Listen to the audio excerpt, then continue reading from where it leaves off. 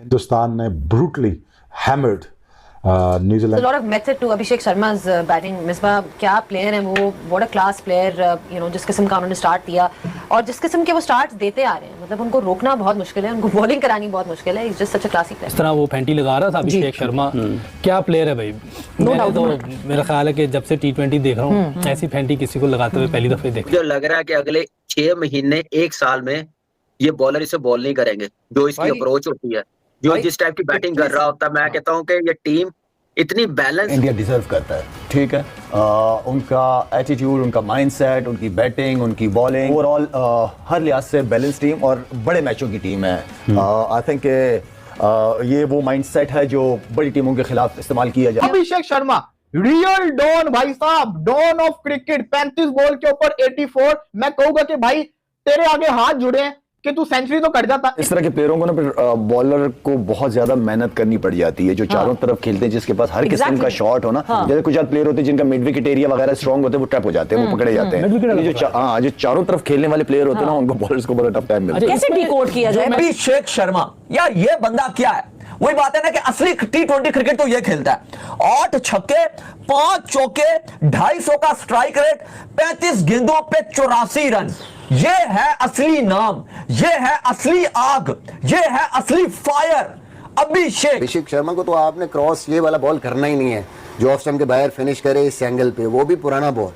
आपने तो उसको कोशिश करना है कि राउंड द विकेट आके आपने विकेट में फिनिश करना है. लग नहीं रहा ये कहीं पकड़ा जाएगा. अच्छा, हाँ, जिस तरह की वो बैटिंग कर रहा है, बड़ी जबरदस्त बैटिंग कर रहा है. सबसे ज्यादा छक्के हो गए. ये बता दिया कि भाई साहब ये जो वर्ल्ड कप है ना, ये इंडिया अपने घर के अंदर ऐसे ही हर मैच के अंदर, जैसे 2023 के अंदर हमने देखा था कितनी दफा इन्होंने 300 रन का आंकड़ा पार किया था, ये वही खेल पेश करने वाले हैं. वर्ल्ड कप से पहले ट्रेलर दे दिया. समझता हूँ कि ये इसी तरह ही चलता रहा और आगे सीखता रहा, जैसे बाकी प्लेयर सीखते हैं दूसरी कंट्रीज के और वो अपनी गेम को इम्प्रूव करते हैं. ये तो बहुत मुश्किल डाल देगा किसी भी बॉलिंग साइड को. आपके मेन बॉलरों को वो शुरू में ऐसा अंडर प्रेशर कर देता है तो उसके बाद फिर आपकी टीम संभलती नहीं है. अभिषेक के पास पावर तो है ही, उसके पास स्ट्रेंथ है कि वो एक शॉट बार बार मार सकता है. बिल्कुल वो सामने की जितनी भी तो ये चीज एक मेन होती है कि वो इसीलिए ये उसकी स्ट्रेंथ बन गई कि इसका उसके पीछे होमवर्क भी बहुत ज्यादा है कि उसने एक शॉट की पता नहीं कितनी हजारों में उसने रेपिटेशंस की हुई है. डरना चाहिए उनकी टीम से. डर की बात हो रही है तो डरना चाहिए कि नहीं, इन टर्म्स ऑफ जिस तरह के उनके पास हिटर्स हैं,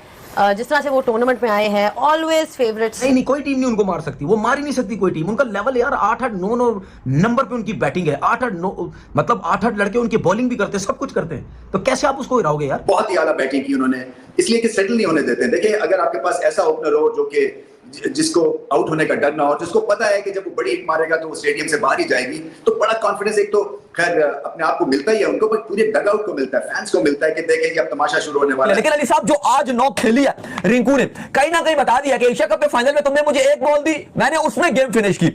आज मुझे खिलाया, तिलक वर्मा अनफिट है, नहीं है, उनकी जगह मुझे 11 में मौका मिला और देखो मैंने क्या कमाल कर दिया. यार क्या मतलब के लोग ओडीआई लगे हुए, वो ओडीआई को ले ही नहीं रहे सीरियस.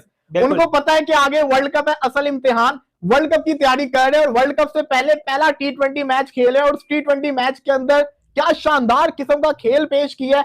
पहली ही इनिंग्स के अंदर 238 लगा दिया और ये बता दिया कि भाई साहब ये जो वर्ल्ड कप है ना, ये इंडिया अपने घर के अंदर ऐसे ही हर मैच के अंदर, जैसे 2023 के अंदर हमने देखा था कितनी दफा इन्होंने 300 रन का आंकड़ा पार किया था, ये वही खेल पेश करने वाले हैं. वर्ल्ड कप से पहले ट्रेलर दे दिया है. मैं कहता हूं ओडीआई की सीरीज के अंदर न्यूजीलैंड की टीम की बॉलिंग वर्स्ट थी, लेकिन आज न्यूजीलैंड प्रॉपर बॉलिंग खेल रही थी. मिचेल सैंटनर, जैकब डफी, इसी के साथ साथ ईश सोदी हो गया, काइल जेमिसन, एक प्रॉपर बॉलिंग यूनिट खेल रहा था. उसको जिस तरीके से फेंडा लगाया अभिषेक शर्मा, रियल डॉन भाई साहब, डॉन ऑफ क्रिकेट. 35 बॉल के ऊपर 84. मैं कहूंगा कि भाई तेरे आगे हाथ जुड़े हैं कि तू सेंचुरी तो कर जाता. इतनी वेल डिजर्व 100 मिस की, लेकिन बात वही है ना, उसके लिए टीम आगे मैटर करती है, उसके लिए अपना पर्सनल माइलस्टोन मैटर नहीं करता. उस लड़के ने आते साथ इंडिया के 2 आउट हुए, संजू सैमसन, ईशान किशन आउट हुआ, लेकिन सूर्या कुमार यादव भी स्लो खेला.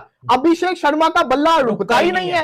और भाई क्या खाकर आता है, कौन सी जिसको कहते हैं ना गोलियां, जिसको कहते हैं ना खाकर आता है कि इसकी बैटिंग की टाइमिंग ही बढ़ती जा रही है. ऐसी कौन सी बैटिंग टाइमिंग की गोलियां खा रहा है कि ये रुकता ही नहीं है भाई साहब. ऐसे ऐसे छक्के मारता है और ऐसे प्यारे प्यारे, और फिर जिस ओवर में इसने अटैक किया था उस ओवर में इसका आउट होना बनता नहीं था, इतने रन मार दिए, लेकिन उसको था ना कि मैंने इस ओवर को और यूटिलाइज करना है यार, बहुत मारा उसने। पर्सनल माइलस्टोन के लिए तो वो बेचारा जाता ही नहीं है कभी भी। आप देखो पर्सनल माइलस्टोन के लिए वो जाता है जिसकी बॉल्स ज्यादा हो। कमाल किस्म का, जहां से अपनी गाड़ी छोड़ी थी वहीं से उसने स्टार्ट लिया, लेकिन आखिरी ओवर में अली साहब डैरिल मिचेल को एक वाइब तो आ गई थी जब 2 पे 2 लगे कि ये 6 छक्के होने वाले हैं, लेकिन हम यही बात कर रहे थे कि अकलमंदी दिखाई कि उन्होंने वाइड डालना शुरू कर दिया। मुझे लगता है कि जो तीसरा बॉल अंपायर ने वाइड नहीं दिया वो वाइड बनता था, अंपायर ने वहां पे वाइड नहीं दिया और वो मोमेंटम टूट गया रिंकू सिंह का, वरना 6 छक्के रिंकू ने पूरे माहौल में बनाने थे। इसके बावजूद 3 छक्के 4 चौकों की मदद से 44 रन बनाए 20 गेंदों पे। अभी रिंकू की 11 100% नहीं थी वर्ल्ड कप के लिए, लेकिन अली साहब जो आज नॉक खेली है रिंकू ने, कहीं ना कहीं बता दिया कि एशिया कप के फाइनल में तुमने मुझे एक बॉल दी, मैंने उसमें गेम फिनिश की। आज मुझे खिलाया, तिलक वर्मा अनफिट है, नहीं है, उनकी जगह मुझे 11 में मौका मिला और देखो मैंने क्या कमाल कर दिया। और अली साहब अभिषेक शर्मा, यार ये बंदा क्या है, वही बात है ना कि असली T20 क्रिकेट तो ये खेलता है। 8 छक्के 5 चौके 250 का स्ट्राइक रेट, 35 गेंदों पे 84 रन। ये है असली नाम, ये है असली आग, ये है असली फायर। अभिषेक यार क्या खेला, और वर्ल्ड कप से पहले निकल के दाऊद साहब इसने जो है छक्के मारे और इसने वही इसका जो आगाज होता है पहली बॉल से जो है ये शुरू हो गया और आखिरी बॉल तक ये मारता चला गया। इसने कोई नहीं सोचा 84 के ऊपर जाके कि यार अब मैं सेंचुरी के करीब होकर मैं 3 शॉट सेफ तरीके से मार लूंगा तो मैं एक और जो अपना T20 का 100 है उसको मैं ऐड कर दूंगा। टोटली सेल्फलेस प्लेयर है और क्या खेला। लेकिन दाऊद साहब एक चीज और है वो आपको माननी पड़ेगी, वो है कि इंडिया में दुनिया की सबसे ज्यादा फ्लैटेस्ट कंडीशंस है। इंडिया में आप देखो तो बॉलर के लिए कुछ भी नहीं है, चाहे आप स्पिनर हो चाहे आप जो पेसर हो, कहीं ना कहीं जो इंडिया के अंदर इतनी मार पड़ती है कि बॉलर जो है बर्बाद हो जाता है। देखो वर्ल्ड कप में भी जो लग रहा है कि कंडीशन आपको टोटली फ्लैट कंडीशन मिलेंगी, फ्लैट विकेटें मिलेंगी, बहुत स्पिन नहीं मिलेंगे। हाँ चेन्नई में या कहीं इधर आपको शायद एक आध मैच में कोई थोड़ी स्लो कंडीशन मिल जाए। वो जब भी हिट करने जाता है किसी भी फास्ट बॉलर को या स्पिनर को, वो जब बॉल रिलीज होने लगता है, ठीक है, रिलीज होते कुछ सेकंड पहले वो हल्का सा बैक पीछे जाता है वो। अब उसने अपना गेम इतना अच्छा किया हुआ सीधे का, और कवर्स पे खेलता है वो ज्यादा, सीधा मारता है, एक्स्ट्रा कवर पे जाता है और जरा सा ऑफ स्टंप से बाहर करो वो कट मारता है, पॉइंट पे बॉल जाती है, छक्का होता है, चौका होता है। तो वो रूम देता है अपने आप को। अच्छा, जब कोई भी बैट्समैन रूम देता है ना अपने आप को, तो उसमें किस बॉलर के ऊपर प्रेशर आता है। वो ये कहता है कि अगर मैं इसको रूम दे रहा हूं और बॉल अगर मैं खिंचा हुआ भी करता हूं, पीछे थोड़ा सा भी करता हूं, तो उसमें कनेक्ट सीधा लग सकता है, क्योंकि ये विकेट बहुत सीधी है, यहां पे बॉल इतना ज्यादा नहीं हो रहा। उसने अपना सीधा और कवर्स का गेम इतना अच्छा किया हुआ है। उसका जो मुझे समझ आती है वो एक ही तरीके का है कि आप वो चाहे रूम दे या खड़े खड़े खेले, उसको नया बॉल स्पेशली आप सिर्फ अंदर करने की कोशिश करें, आउट स्विंग मत करें। आउट स्विंग आप करेंगे, समझ लें आप आइडियल बॉल कर रहे हैं उसके लिए, अवैध विकेट से बाहर जाएगा, वो खेलते ही कवर्स पे अच्छा है। उसको थोड़ा खिंचा हुआ बॉल करें और अंदर की तरफ करें, और उसके साथ एक और चीज करें, बॉल उसको थोड़ा दूर करें, लेकिन वेरिएशन ज्यादा। अभिषेक ऊपर से शुरू होता है, मिडिल ऑर्डर में आके हार्दिक पांड्या मारता है, बॉटम में फिनिशिंग के रोल में रिंकू सिंह यहां फिनिश करता है, वो भी एक ऐसे स्टाइल के अंदर जो कि मॉडर्न डे T20 क्रिकेट की एक्सीलेंस मानी जाती है।